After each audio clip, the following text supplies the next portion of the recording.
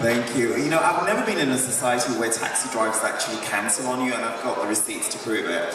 Stood there, after waiting 15 minutes, cancelled. And then another taxi driver cancelled. I'm thinking, who's spooking me out? This is too bad. All right, well, negativity aside, let's come together. Last night was the second semi-final of Eurovision 2016. 18 acts? Yes, 18 acts, but only 10 went through. Should we review this? Let's do this!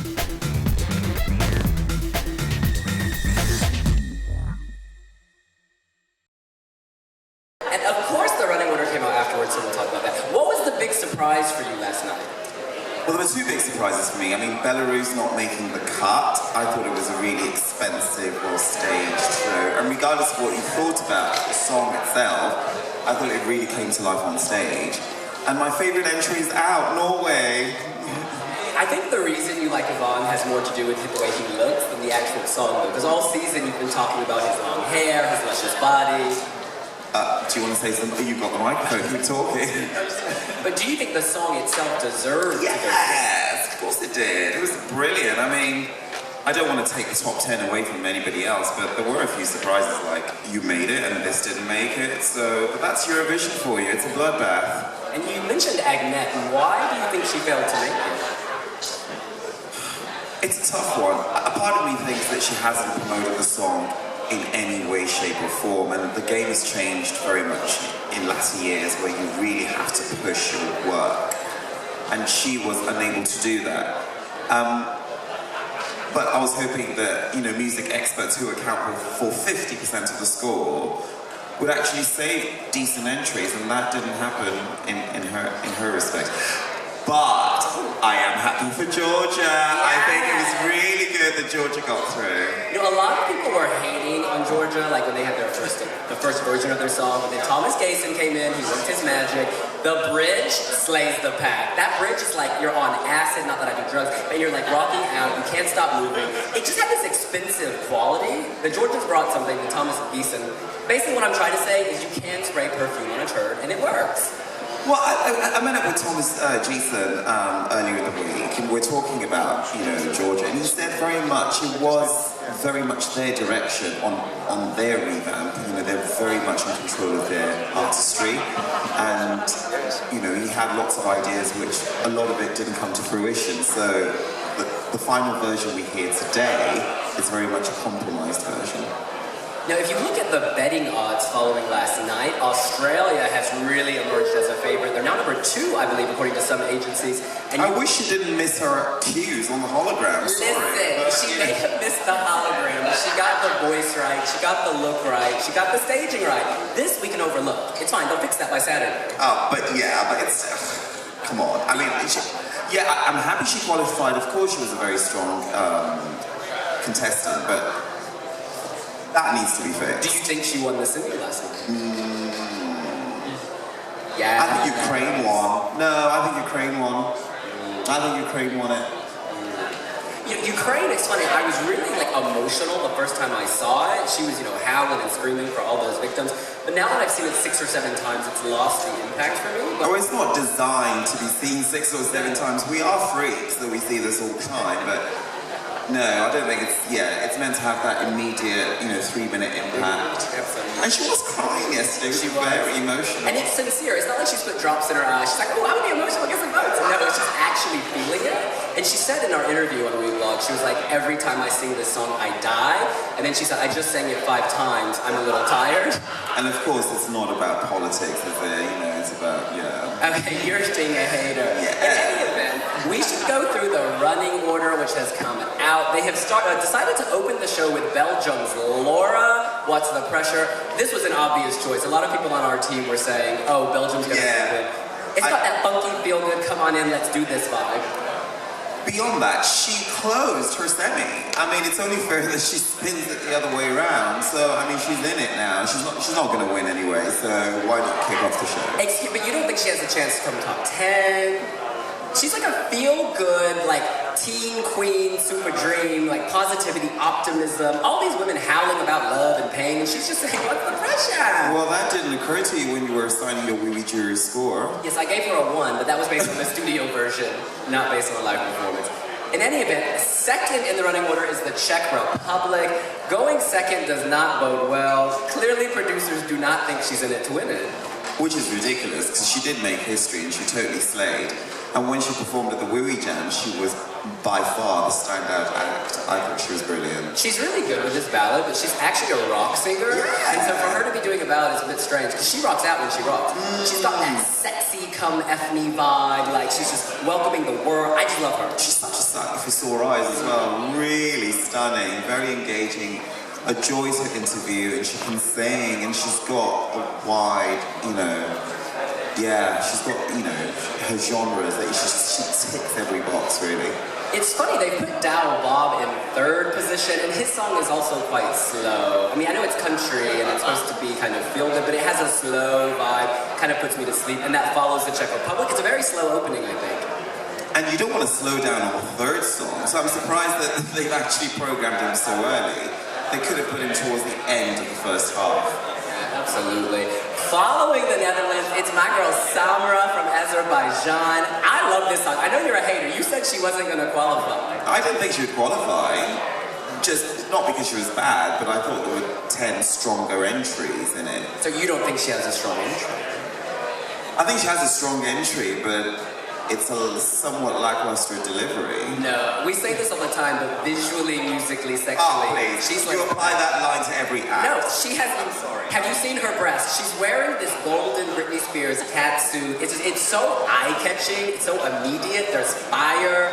She's from the land of fire, and she's bringing the heat. Song contest. I believe I'm it. Oh, how's it go? It's a song It's gonna contest. take a miracle. That is fierce. It is in my head on loop. I think in the recap she really benefits, but I don't think she did well in her semifinal. They put her fourth, and I have a feeling they stacked the favorites in the second half of each half. Oh, then why is United Kingdom 25th? Oh, good point. Never mind. All right, number 5. Ooh, there are some boos. You have haters. I love Joe and Jay. I love them. All right, number 5, Hungary. Who's the singer? Oh, Freddie. Pioneer. Oh, pioneers cut their own path. Oh, Hungarians in the house. Look, he's got a great body. He's got a great voice. The song just doesn't do it for me. Me neither. I have to say, this is one of my surprise qualifiers. I just didn't see it happening. I don't even hear the word pioneer in the song. At what point does it come in? I don't know if he's speaking English half the time. But you have to say, Hungary's done really well since they came back. They qualified every time since returning. Yeah. They get it. Yeah, even Buggy, All right, number 6 is Italy, Francesca. Oh, this is good. This is really good. Moving on, Italy. I gotta say, the first rehearsal, I thought it looked cheap. They had all the fruit and vegetables, but they fixed the lighting. And so now the plastic fruit and vegetables and ducks actually look very expensive. Oh, I really like Italy. I really like the Italian entry. I think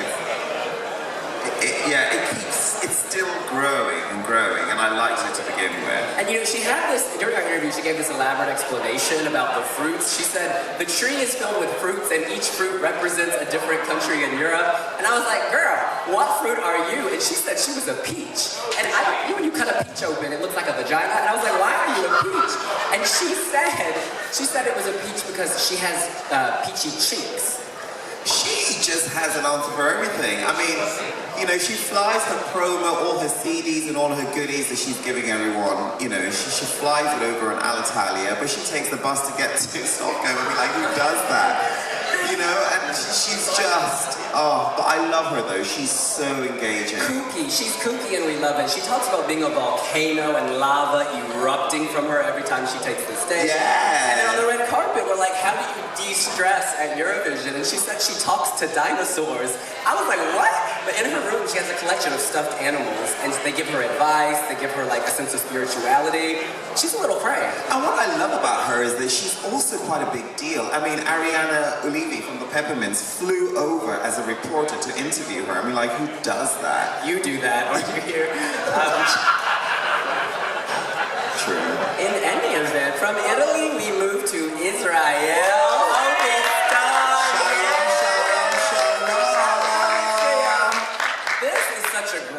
First time we heard the track, we hated it. The original version. Duron Medali. Oh yes, but that composer listened and and he changed up the game, and now Made of Stars is Made of Stars. This is a symphonic anthem. It just, you feel something every time he sings it. Yeah, you know. Ooh, yeah, Star and Star of David, that's your favorite. And what I love about Made of Stars is that, you know, it's not a Malta. It didn't come up with a new song. They looked at it and said, okay, this is not ideal, but we'll sharpen it. And boy, they did. And it's just absolutely great. And Hovey himself is a really interesting character. Yeah, I've never heard the word bitch used so much in an interview in my life. Yeah, I mean, he's a cool kid. He actually makes his own costumes. Yes, and he explained the difference between Kiki and Kai Kai. Apparently, Kiki is when drag queens have sex, and then Kai Kai is when they have sex on drugs. And I had no idea. It was shocking to me to learn. I wasn't in that lesson. In any event, I love how the acrobats are locked in these hula hoops and they kind of spin back and forth. It's almost like they're wearing body condoms. They're so tight.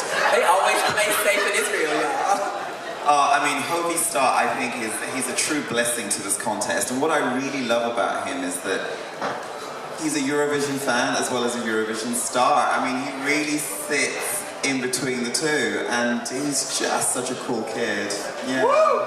Yeah, he's a really great guy. And he has a good voice at the end of the day. Oh yeah, yeah, not just voice, great look, he does his own styling, he does his own hair, and apparently in Israel now there is a craze for men to get the Hovey Star. Not just men, also women, because he is serving androgyny like no other. Now we should move on. Number 8 is Bulgaria's Polyjanova. This is great. I love her chicken dance where she's like having the wee-wee and then she doesn't. It's like very simple staging but so effective. Like TV static everywhere. She's dancing on it, she's lighting up, Matrix style. And she's a little bit crazy. Like I like how she has the edgy hair, the edgy dance. It shouldn't work, but because she is delivering it, it does. I mean, I was in Sofia last year, and she's such a massive superstar, I couldn't even get anywhere close to her. I mean, like, many times I tried to meet, and it just didn't happen. So it's quite good to see her here on ground in Stockholm, and actually celebrating a happy moment. Because she keeps referring back to 99 and not qualifying, even though many of us felt that it should have. It's just great. I mean, like, I think The Love Was a Crime is a really strong contender. I like that it sounds both Swedish and Bulgarian. It's like you can hear that Scandi pop production, and yet in the chorus, you go ethnic. You want to be in Bulgaria doing traditional dances. Yeah, and how excited were we when we first heard it in your flat? Oh my God, I like wet myself. It was crazy. All right, moving on. Number 9 is Sweden. What's funny with Sweden is they built the most technologically advanced stage at Eurovision ever. And yet their act is like, I don't want to use it. You know, he's just standing there in darkness, basically. It's almost like saying, we'll give you these tools, but we don't need them. That's very confident. That's very bold. It's grown on me since Melody Festival. I think you liked it from the very get-go. No, I liked it, but I wasn't in love with it. Whereas now I kind of get the hype, the simplicity, the anti-Eurovision song. He doesn't need to have smoke coming out of his tits to win. Ooh. I don't know. For me, it's underwhelming. You don't think he could win? Win? Are you kidding me? No. No. You know, it's interesting because this year the Nordic countries are out, and I kind of feel like if Sweden wasn't an automatic qualifier, it probably wouldn't even be here. Wait, why? Because he's Scandinavian? No, but Listen, the reason the other songs did not make it is because they, well, besides Iceland, is because they weren't that good. I think Norway was brilliant. Norway was good, but it wasn't great. Norway. The staging, she didn't fill the stage. She should have had her Sia shower. You know how she had the box and the woman dancing in it? I really liked that. She walked down the stairs looking like a beauty queen. It was amazing. In any event, we're not really discussing Sweden. But Sweden, back to Sweden. I like France though. We have a thing going on. Every time I see him, every time I see him, he's always like, you what, mate? And he doesn't, you know, we have this kind of British accent. Don't you have a Nigerian connection? Like, he's part Nigerian, you're There you go. There you go. Done. Sisters keep it real. Done. Yes. All right, Germany. Konnichiwa. I love her. She is serving a Harajuku realness. You know what? The song doesn't appeal to me, or it didn't appeal to me rather. But the more I hear it, the more I like it. She is actually deep. You know, here we are in a room feeling alone together. They're surrounded by people. This is about the tears and fears when a relationship ends, clinging onto the ghost, the specter of that love. She is deep. Oh, yeah, so there have been recent events in your life. Let's not discuss it. But anyways, her visuals. Do you think the visuals work with the song? I think the visuals are faithful to what, to the staging in Germany. But do they fit the song? I don't like those green laser beams. Are they still in it? Yeah, they are. It's very David Lynch. Needs to go. Yes, it is actually. And I also don't like how the camera kind of, at times it pans up and she's wearing a very short skirt. It's just inappropriate. Yeah, but you don't see anything. Well, one has an imagination. All right, what do you think she's going to place? Oh. Is this another Anne Sophia's mic? Oh, no, she's not getting your part. Definitely not. Definitely not. Left-hand side or right-hand side? Right-hand side. Ooh. 15 to 20 or 20 to... I mean, William, I don't have a crystal ball. You've got two of them, actually. All right, moving on. Next up is France Amir. I've kind of gone like this with this one. Like, it was my number one for so long, and then the first rehearsal, it kind of disappointed me. The space theme, Amir floating in space. I didn't see the connection, but he said in our interview afterwards that the connection was his journey, his search, he feels lost. But they dropped the camera a bit tighter in the second rehearsal, and all of that went away. And so now I'm back in love again. He actually sings Golden Boy better than Nadav. I don't know if anyone's heard his version of Golden Boy. It's killer. But back to his song, I think he's good. I mean, when was the last time anybody talked about France? Oh, wait a minute. Lisa Angel, I loved her. Yeah, okay. Clearly you did not. I liked Amadine Bourgeois, you probably liked Angoon. I think he'll deliver the best result for France in a very long time. And that would be top 5? Ooh, we have a no in the house. Eurovision is full of surprises. I would have said Iceland would be top 3. I mean, at this point, it's anyone's game.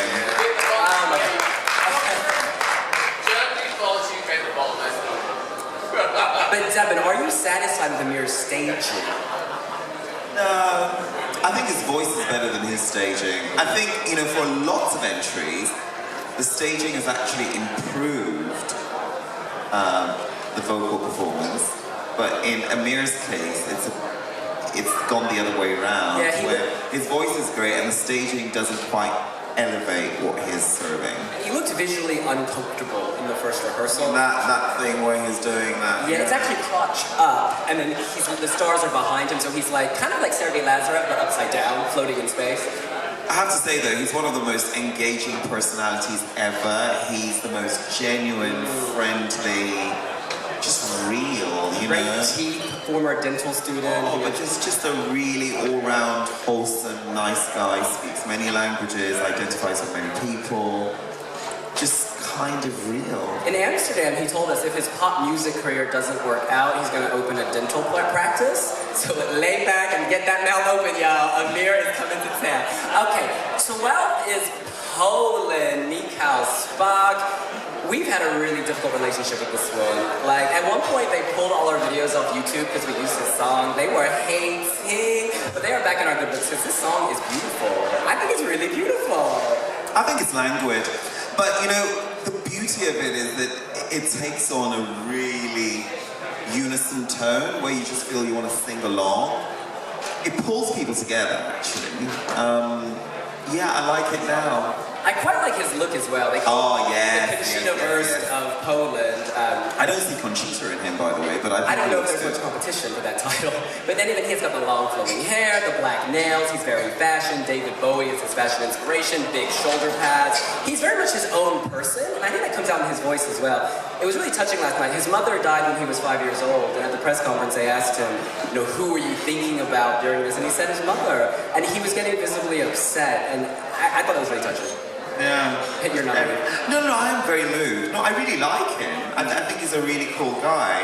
And we periscoped your interview with him, and I really liked him, and we bumped into him quite even last night, and he was great. So, no, he's a great guy, and yeah, he's just really cool. And we were nervous about meeting him, of course, because we'd said quite a number of things that weren't so flattering to begin with. So. Yeah, but he has a big heart and he forgave us. Now, number 13 in the running order, halfway through, so the end of the first half, is Australia's Dami Eam. I think she won her semi. They put her very last in the first half. That must mean something. Yeah, Australia have paid. No. I think she's good. She's good. I mean, she's the diva from down under, serving not just an appetizer, but a main course. Some spicy kimchi, and that is delicious.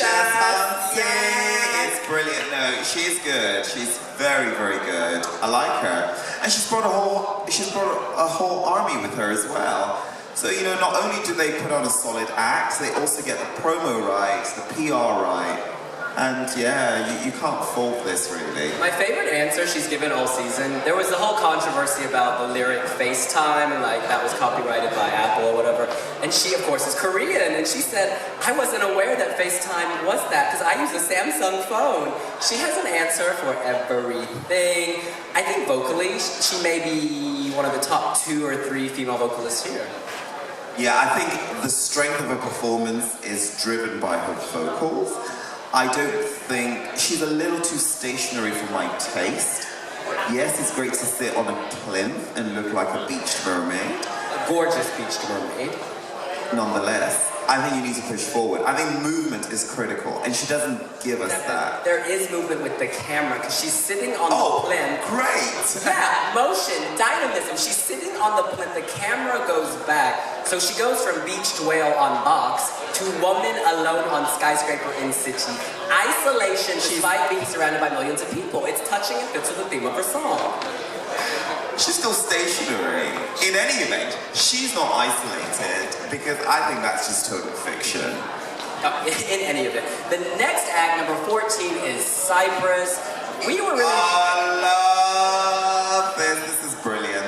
The staging is to Rock Song Melody Festival, and I feel like we've seen this before. No, there's nothing new being brought here. The song is great. The song is fantastic, and I had high hopes for it, but the staging really lets it down.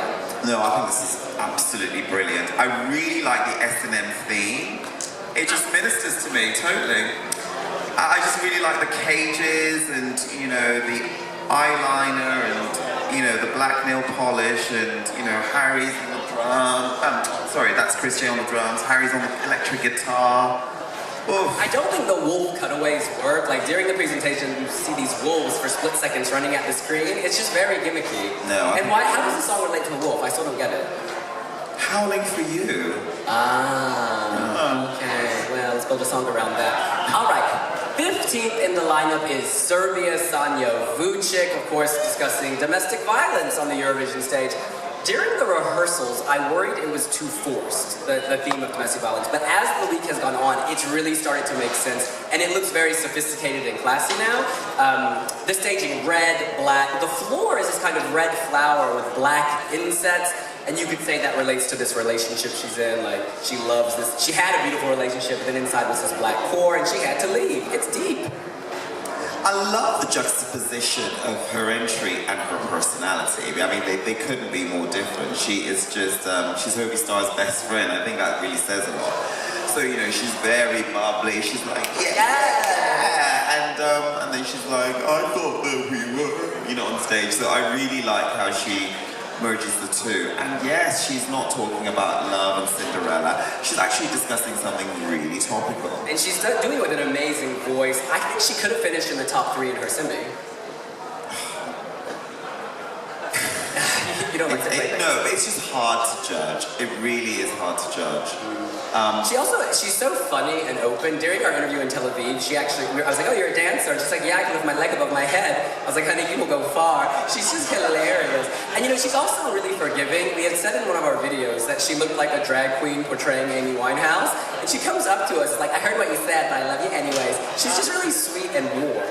Yeah. The one thing I love about her is that you can never be bored, and she really encapsulates and defines what the Eurovision spirit is all about. She speaks 9 languages, and I think 7 of them fluently. It's just bananas. Absolutely bananas. Now, number 16 is a surprise qualifier. It's Donny Montel from Lithuania. I've been waiting for this night. A lot of people wrote him off, mainly because because the stage was empty. And you're like, yes, you look good, yes, you can move, and he does this the whole time. But it got repetitive quite quickly. And then of course there's the cheap trampoline where he does like a backflip. I mean, if he wants to stage his backflip, he could do it somewhere else. Like, you shouldn't build an act around that. It's interesting because I actually thought it was a funding issue. So I spoke to Sasha Jean-Baptiste last night, who is his choreographer, and she said that when she got the draft for what Donny Montel's vision was, his first request was that he wanted to be the only one on stage. He loves himself and we love him. Yeah, we certainly love him. So yeah, how's he doing with Eurovision's Next Top Male Model? OMG, we have an announcement. Eurovision's Next Top Male Model. We got 70,000 votes, and the winner is Donny Montel. Yes, banging body. He has the charisma, uniqueness, nerve, and talent to become an international superstar after the Eurovision glory fades, according to our readers anyway. But I think well-deserved. Well-deserved. I would have given it to Sergei Lazarev. No, you wanted Dean, but we won't put it out there. In any event. It's on camera. But yeah, were you surprised he qualified? Oh my god, no. Was I surprised he qualified? Slightly. I wanted him to, but I wasn't sure he would do. Just because I really like the song. I mean, we both do, but the staging I thought was not... Yeah, what changed for me in the semifinal is seeing the floor. We forget that the floor is quite powerful. Like, it can do all sorts of stuff. And at one point he was dancing on waves, it was constantly changing. They panned from the back. He didn't need props in the end. The floor was enough. There was dynamism there. It was almost identical to Nicky Byrne from Ireland, though. Nicky was red, Donny was but in terms of the LED style and the lighting and the camera angles, it was very similar. Moving on, number 17, Croatia, Nina Kralic. Now we're entering the home stretch here. So these acts, people always wank over the fact, oh, you perform near the end, you can win. So these acts are in, not pole position, but in a strong position. She's number 17. Wow, that's very good position. Yeah, and we have to say, Nina has had to fund this herself. Her broadcaster has not been behind her. We did an interview with her. That horrible dress, the dress reveal, she had to design, fund, execute this gown on her own, and she herself doesn't like it. But because she's had to take on all this expense herself, that's what she ended up with. She even had to buy the song herself, because usually the state broadcaster will kind of help out, but she had to go with her record label, not her record label, her own money basically is what I'm trying to say. So it's been a real struggle for her. It's been interesting actually. I interviewed her last week after I saw the shocking first rehearsal. I mean, vocally she was on point, but I saw the dress and I was like, Nina, you are going to change your dress, are you? I was like, you don't like it? I was like, who does? I mean, like, at what point did you have a consultation with anybody saying that, you know, they like to dress? Anyway, so we then decided to roll on the interview. She just grabbed the mic and she goes, oh, people, she just said something along the lines of, yeah, I've been told that my dress could win the Barbara Dex Award. I'm thinking, oh my God. But I love that kind of humor. And later on, yes, we got to know that she's self-funding and everything, so yeah. And on Croatia's return, that's a big responsibility. Like, you would think the state broadcaster, on their return, would get behind their artist, especially when they have a good artist. It's really unfortunate. And she was an early favorite. I mean, she won pretty much many of our polls, you know, when we were deciding who the early favorites were. It's just unfortunate. We say this all the time, but she really does look like a Las Vegas showgirl, kind of dressed as a chicken who got in a fight with a fan. It's just, there's so much going on visually. In any event, number 18 is the favorite, Russia, Sergei Lazarev. Yeah. Ooh, that is a mixed reaction. I was having a conversation before we did this, and he's like, number 2, the juries could unite against Russia to vote for Australia. He was thinking if they were going to unite against Russia for anyone, it would be Australia. Is there anything to that? No. Okay. No. You don't think that the political...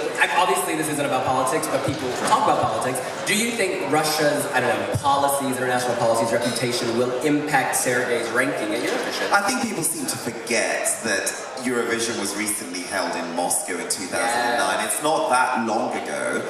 And, you know, Paulina Gagarina nearly won last year. I mean, all this thing about politics, I actually feel it's a way to court votes, because people are voting. People are voting for their favorite songs, and no doubt people will vote this year. But what about the juries? Half of them are Eastern Bloc anyway. I mean, You know, and they're going to like him because he has star power. Sergei Lazarev is a huge deal in about a third of the countries currently on Showcase here in Stockholm. And he has a huge fan base. I can't see him being left behind. He's definitely top 3. And he is so charismatic and charming. Lovely guy. He's always letting us feel his biceps. It's very generous of him. And I also love how at the semifinal qualifiers press conference, they asked him explicitly, will LGBT fans feel safe in Moscow? And he was straight up, he said, yes, there are many gay bars, many gay restaurants, many gay clubs. Just go on the Google and you'll see this. He was doing his best. Like, if you're from a country where you can be, I don't know, criminalized, you think it's criminalized to discuss or promote LGBT issues. The fact that he says things like this says a lot. That's a big step. But he's such a lovely guy. I mean, like, on the red carpet, it was so funny. He came up to me, and then we took a photo together. And I was like, oh no, Sergey, I don't want you smiling, because people are going to think it's the same photo. I need a different facial expression. And he just grabbed my phone, and he just had a pan out of different selfies. Like, I have about 13 now on my phone. Just all looking quite kooky and crazy. I mean, he's so much fun. At the Wee Wee Jam, he was throwing out t-shirts into the audience, just throwing out goodies. He was meant to do 1 song, he ended up doing 3. This guy is a trooper. Actually, I'm a vote for Russia. I love his song Take It Off in the music video. Yeah. He's shirtless, well-oiled, wearing pink leather spandex. He's open-minded and he's friendly. It's not gonna happen, William. In any event, moving on, we need to rush through these because they're having a quiz in 8 minutes. So, 20 is Latvia, youth. Yeah. Non-starter for me. Love the song, the staging. It feels empty. I like it. All right, 21, Ukraine's Jamala. I'm sorry, this is my jam. And I know a breaking beat song about the forced deportation or forced migration of Crimean Tatars should not be a jam, but this is so good. It's mystical and magical when she's going, it's just, you feel something. And it crosses borders. I mean, recently there was a New York Times article about it. Did you read it? Let's not discuss that. That's not published yet. In any event, she is bringing drama. I love the tree that emerges behind her. She told us kind of the energy is on the floor. And then when she screams, she's screaming for all these victims. And the energy sucks, or the tree sucks up all this energy, and life is reborn. It's kind of like the circle of life. Through all this tragedy, there can be rebirth, renewal, etc. I mean, this is a classic example of a song that I don't particularly love. Well, I don't dislike it, but I'm not in love with it. But staging has now made me firmly love it. I mean, like, now I'm going crazy because the staging actually improves the song. I think that's important, and that should be a good example for other countries to follow. And she has the most nihilistic lyrics of Eurovision. When strangers are coming, they come to your house, they kill you all and say, dead. You're not guilty. Dead. That is drama. All right, 22 is the first pregnant contestant to sing at Eurovision since 2013. It's Malta's Eurofan. I am loving how her breasts are filled with the milk of life. She is giving us life on stage. She has this natural glow. On the red carpet, she was like, everyone's talking about this natural glow. Trust me, when I wake up, there is no glow. So I think she's dealing with morning sickness right now, bless her heart. But she's still so warm, so cheerful, so positive. I'm loving her. I don't think this is going to win, but I think it could go top 10. Yeah. It will be top 10. And it's much better without the LED projection dress. Yeah. Do you have anything else to say? No. Eurofan is great. I mean, I absolutely adore her. But there are times when I feel it's the artist and not necessarily the entry. I mean, 2 years ago when we went to Malta and, we had that big documentary thing with her. Oh my God, she, at her music suite and all of that at the palace. She's great. I absolutely adore her. She is such a warm, engaging person, and everything about her is genuine. This whole theme of Eurovision Island, this LGBT thing, it's her. She's just a great person. I mean, I liked Chameleon. I liked That's Why I Love You, and I like Walk on Water, and a part of me thinks, do I just like all of them because it's Eurofan, or, am I not being critical enough? I like her. But she is a chameleon. She's both the face of Guess and McDonald's. And Mercedes-Benz. How do you do that? Or is it BMW? She's going to eat McDonald's while wearing Guess. Love her. All right, the final acts, we've talked about Georgia already. They're 23rd. 24th is Austria. This is a real grower. People are starting to talk about Zoe as kind of a dark horse. To win? Not to win, but to kind of get, top 5, top 10. And it's interesting that she's a dark horse and everything is bright pink, but she's really changed this. Yeah. In Austria, this was Barbie's dollhouse blown up, but now she's moved into a chateau. She has muted the colors. It's just a lot classier. She's building a bridge from Ibiza to Paris. I am loving this. I mean, I had written it off, because it was a little trashy a few months ago, but now, when she serves it with that Brigitte Bardot realness, that smoky, sexy voice, I am loving it. Yeah, this is really good actually. This is one of the ones that I listen to so often. Yeah, this is brilliant. I like it now as well. I didn't dislike it before. I was on the fence with it, but I'm very happy for the final. Next to last, Act 25 is the United Kingdom. I thought we're nearly wrapping up. Yeah, we have 5 minutes. Oh, do we? Okay. Yes. So Joe and Jake, I really like this. I know you're a hater, but I thought of the big 5 actually, this was my favorite during rehearsals. Because it's simple, they're very natural. All these other people have all this choreography, like, but they just kind of like, they do their thing, and because they're so sweet and endearing, and they have chemistry, I mean, they're like best mates, maybe a little more, and I just love how that comes through when they're on stage. Yeah. What's next? The final, Iveta Mukuchyan! We are Armenian fangirls. She kills it, musically, visually, sexually. She slays! Standing there alone in a Moulin Rouge burlesque-inspired number, giving face, giving body, but most importantly, giving voice. She has such a strong voice. How did she not win the Voice of Germany? I don't get it. I don't get it. The song is so experimental. The first 40 seconds leading up to that sonic boom, and she's just striking all these poses, and fireworks are going off, pyrotechnics are going off. It is orgasmic. What I love about Iveta Mukuchyan is that she always keeps you guessing. She turns up at the Wee Wee Jam with a baseball cap and then goes, oh, I'm not really doing the Love Wavy, no, I'm going to do a cover version. People are like, what? And she spins this track out. She killed me. Killed me. But you know what's better than one Iveta Mukuchyan? It's 5!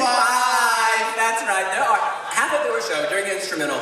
5 Ivetas appear as a hologram, so you can take in all that skin. It's just amazing. And it's so edgy and daring to sing a song like expensive. Experimental. It's fantastic. She, in my mind, if I could choose a winner and have anyone win, I don't know if it's her actually, but she would be up there. She would be in my top 3. Oh, definitely.